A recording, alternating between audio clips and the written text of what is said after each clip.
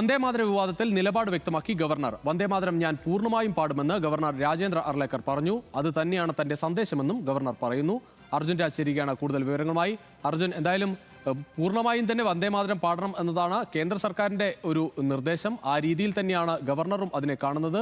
ആ മുഴുവൻ പാടുമ്പോഴാണ് അതിൽ ഭക്തി ഉൾപ്പെടെയുള്ള കാര്യങ്ങൾ കടന്നു വരുന്നതും അതൊരു മതേതര സ്വഭാവത്തിന് ചേരുന്നില്ല എന്ന വിമർശനമൊക്കെ ഉയർന്നത്. എന്തായാലും ഗവർണർ നിലപാടിൽ നിന്ന് പിന്നോട്ടില്ല.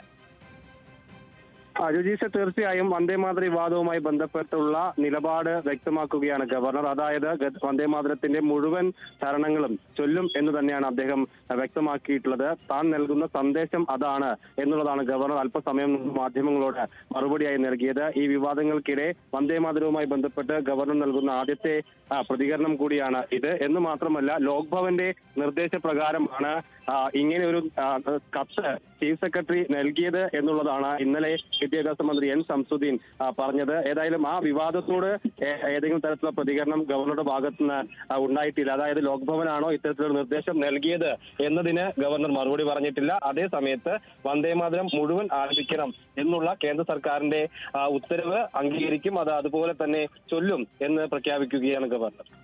അർജുൻ, അതോടൊപ്പം തന്നെ ഇത് കഴിഞ്ഞ സത്യപ്രതിജ്ഞ ചടങ്ങിലൊക്കെ വിവാദമായത് നമ്മൾ കണ്ടു. അത് സമാനമായ കാര്യങ്ങൾ ഇനിയും നമുക്ക് പ്രതീക്ഷിക്കാം.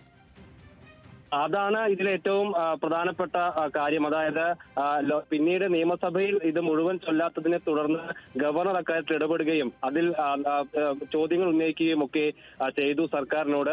അതുകൊണ്ട് തന്നെ ഇപ്പോൾ കേന്ദ്ര സർക്കാരിന്റെ ഒരു ഉത്തരവ് നമുക്ക് മുന്നിലുണ്ട്. അത് ചൂണ്ടിക്കാണിച്ചുകൊണ്ട് ചീഫ് സെക്രട്ടറി നൽകിയിട്ടുള്ള കത്തുമുണ്ട്. അതായത് ഈ കേന്ദ്ര സർക്കാരിന്റെ നിർദ്ദേശം കർശനമായി പാലിക്കണം എന്നുള്ള കാര്യം.